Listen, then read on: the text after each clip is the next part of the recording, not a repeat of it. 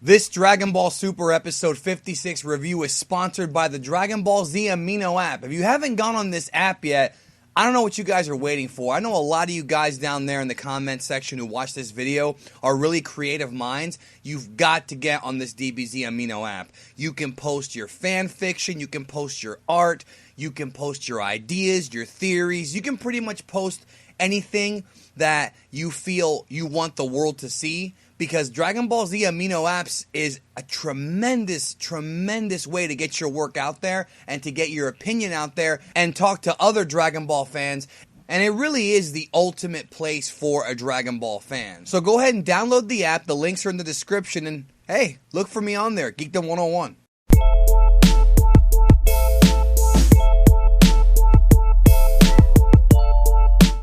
On the last episode of Dragon Ball Super, the Resistance fired missiles at Goku, and if you've been watching this series for any length of time, you know that that's kind of a goofy cliffhanger because those missiles ain't going to do anything to Goku. But this week we present Dragon Ball Super episode 56.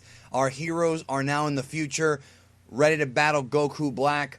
The Japanese name of this episode is Saiyan Goku Buraku Super Saiyajin Rose Tojo, which translates to Rematch with Goku Black, introducing Super Saiyan Rose, or Super Saiyan Rose, or you can actually call it Super Saiyan Rose, or Super Saiyajin Rose, however you want to pronounce it, it doesn't matter, because the actual way the Japanese are pronouncing it is Rose. When it gets translated, and yes, I'm talking about rosé like the drink. When it gets translated to the Funimation dub, they might just call it Rose. It doesn't matter if it's Rose or Rosé. It's really the same thing. It's Goku Black with pink hair. But how did we get there? Well, it was quite the quest. Let me just tell you guys this before I go on to the review. This was easily a top 3 Dragon Ball Super episode right there. This episode, blew my mind with one thing after another, after another, after another, after another. I'm still just kind of, still stunned. I'm still just very, very stunned, okay, let's get to what happened, all right? Wow. So I'm telling you right now, all right, blah, blah, blah. I'm telling you right now, you need to see this episode, if you haven't seen it yet, okay? So, we leave off with Goku, Trunks, and Vegeta in the future. The missiles are firing at Goku. Trunks uses the sword to chop up the missiles. A bunch more Resistance guys show up, but Trunks stops them and tells them he's not Black. But he looks just like Black, but he's not Goku Black. So Trunks tells them who he is, and of course they know who Trunks is, even though Mai is the leader, so obviously they know who Trunks is. They go back to the Resistance base, which was straight out of Terminator. Man, did they gyp the Terminator, even more Terminator symbolism here. And of course, we have Sumitomo using that Back to the Future ripoff score that I mentioned a few episodes ago. Just the symbolism, the way that everybody's in this, shelter. If you guys remember Terminator 1, the scene where Kyle Reese is looking at the picture of Sarah Connor and that fake Terminator comes in with the dogs barking, it was straight out of that. Toei definitely has been watching their James Cameron movies. So Trunks and Mai are reunited. Trunks gets all emo again, thinking that she was dead. And then they show the little shanty town with all the remaining survivors that are hiding out from Black. We find out they have this flashback sequence where there's this big explosion, and it looks like Black is attacking again. The Resistance is there, prepared, firing their guns at this guy. Mai explains to Trunks that she's upset because she was unable to save everybody, and what they have there in that shanty town are the only survivors left. Those are the only survivors left. Great action sequence. Again, they're using these guns on Black. You would think by now they'd know it wouldn't work. So then they whip out fucking rocket launchers. I thought that was awesome. Mai gets a rocket launcher. Of course, it does nothing, but still, seeing a rocket launcher was pretty cool. I liked it. And then, of course, they explained the Resistance had to make a new base because the previous one was destroyed. And since Trunks had gone to the past, she's been trying to hold up the fort there until he got back. We have this really touching moment with these two kids who think that Black is Goku. And then we have a really touching moment where Vegeta pulls out a capsule and has a whole table filled with food for them to feast on. Vegeta is 100% good guy. has absolutely no evil in his heart as of this point. Bulma, of course, was the one who actually cooked the food or contributed the food. Maybe she didn't actually cook it, but he gives them a capsule filled with food for them to eat. Vegeta is such a good guy, and boy, did they want to make sure that the audience knew he was a good guy based on what was coming up later on. So, we find Yajirobe. Yes, folks, it is Yajirobe. Now, you're probably thinking, well, wait a minute. How can he be alive? We saw him die in the Trunks special, the History of Trunks special. Now, that was obviously in the anime, not the manga, but they bring it up here. Trunks asked Yajirobe, how did you survive the artificial human attack, the androids, and he says he thought you were killed, and he says that Karin saved him by feeding him the last senzu he had before dying himself. So we have confirmation that Yajirobe is alive in the future timeline, but Karin, Master Karin, is not. I don't know what Karin could have died of. It doesn't actually explicitly say, at least I didn't hear them say, or see Herms type, that Karin was killed by 17 and 18, but I guess we can just assume that he was, I guess. So Vegeta says, okay, so, that's fine, that was a cool moment, I guess. Vegeta's like, alright, well, I'm gonna go fight Black, let's all go fight Black, it's my turn. And then, of course, Goku and Vegeta, how do you think they determined to fight Black? They played rock, paper, scissors. I saw one or two people in the comment section and on Twitter say that they think that Vegeta and Goku will play rock, paper, scissors. If you said this, congratulations, say it with me, you are a great prognosticator. Yes, you are.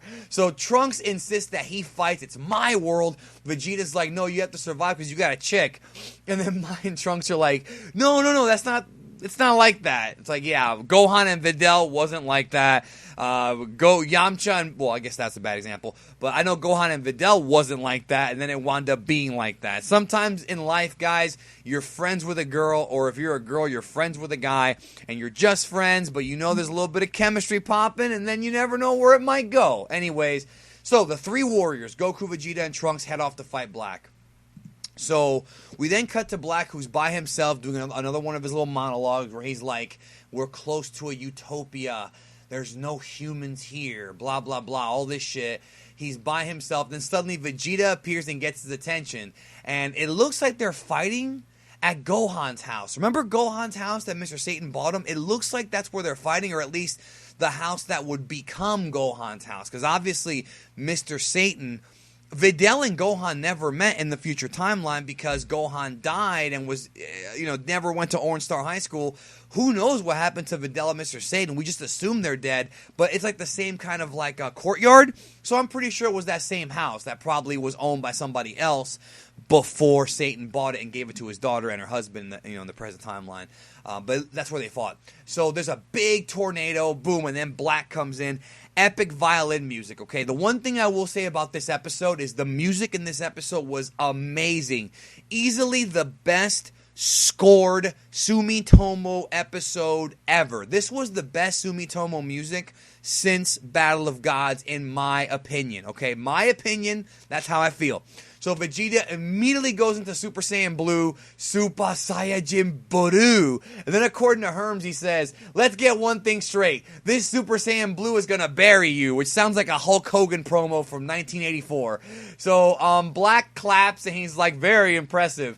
So Black warps right in front of him so fast that Vegeta couldn't see him.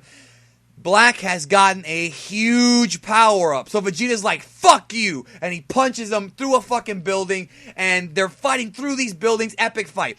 I love when Dragon Ball fights in buildings. Most Dragon Ball fights are like in mountains and canyons and things like that. Long places that have no human beings in sight. But I love fights in cities, like the Broly movie. Even though it was an abandoned city, it's still a city. And I like how they can use the buildings to throw themselves through, like, the buildings and smash them. I always love when Dragon Ball takes fights to the city.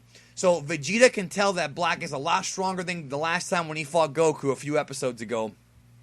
So Vegeta's laying in these left and right hooks to the body, bomb, bomb, bomb, bomb, bomb. Black eats him up and then just smiles. In his base, untransformed form, Black is not even transformed. He kicks Vegeta in the gut hard. Vegeta goes down holding his stomach. That hurt. Black talks about God Ki And then it's like, wait a minute. Trunks is like, is Black Zamasu? The question that we've all been asking for several episodes now. Well, we got the answer in this episode. Black's like, you do pretty well for a mortal, but I'll show you something cool. So Black begins his transformation. This was so epic. The entire earth was shaking. It really was like when Goku transformed on Namek. It really reminded me of that.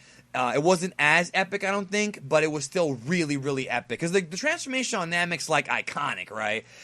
So he does this transformation. There's like a purple beam everywhere.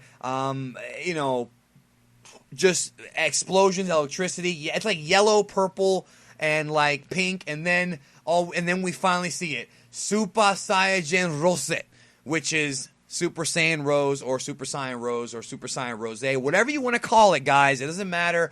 The way they're pronouncing it is Super Saiyan Rose. So Black's like, how do you like the color? Isn't it beautiful? And then he calls it, of course, SS Rose. And then he says that he now has the power of Goku. He says that now he has the power of Goku, and he has fully integrated himself into knowing everything Goku knows. So that's essentially what he says.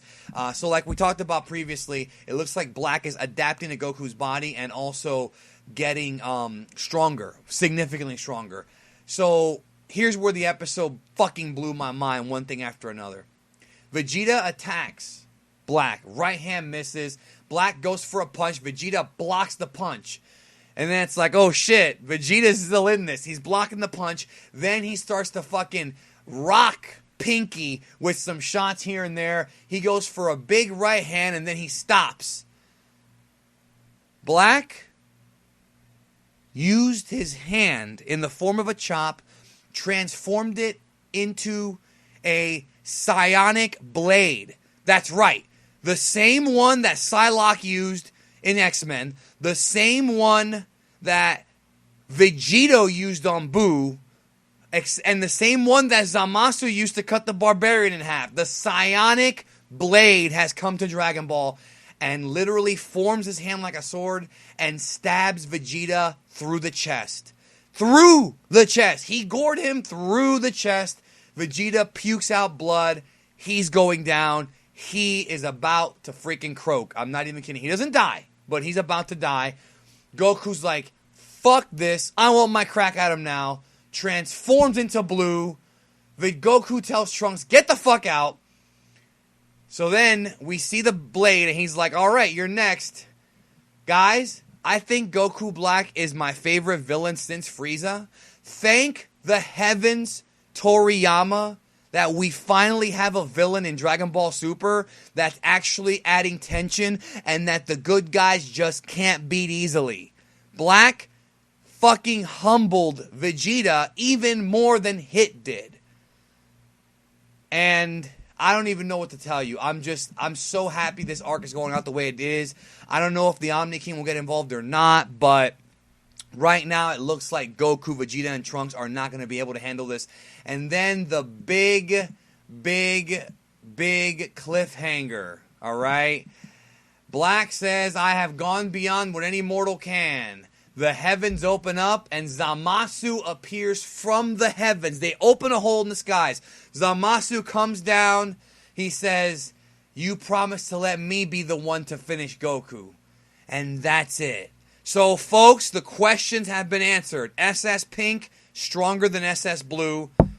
Zamasu and Goku Black apparently are not the same person, but they are in cahoots.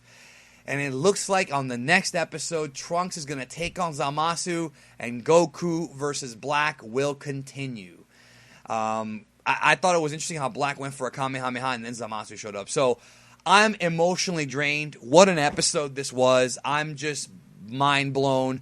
Finally, we have tension. Finally, we have a villain who's actually like got a purpose and a motive and is deep and strong and is gonna fucking fuck these guys up to where they're gonna have to no more of that cocky we can beat everybody attitude. Black is real deal. Black is real deal, folks. Dragon Ball Super, easily top 3 favorite episode of Super of all time. It's in my top 3 without question. I absolutely loved it. The last 5 minutes of this episode were just some of the best stuff Super's ever done, maybe the best. Go watch it if you haven't. Let me know your thoughts down below in the comment section. I have a video I want you guys to check out down below about the Super God connection. Also, earlier this morning / last night in Japan, the Resurrection F Future Trunks edition aired. I've got the review also down below. And yeah, check it out. Tomorrow, you're going to get 2 videos from my channel, most likely. A Tao video, the Dragon Ball In-Depth, which I want everybody to watch because you'll learn a lot about Tao if you don't already know. And, of course, my preview for next week should be up tomorrow, if not the day after. So, there you go. Thanks a lot for watching this review. I'm just emotionally drained. I'll talk to y'all later. Long live Dragon Ball Super.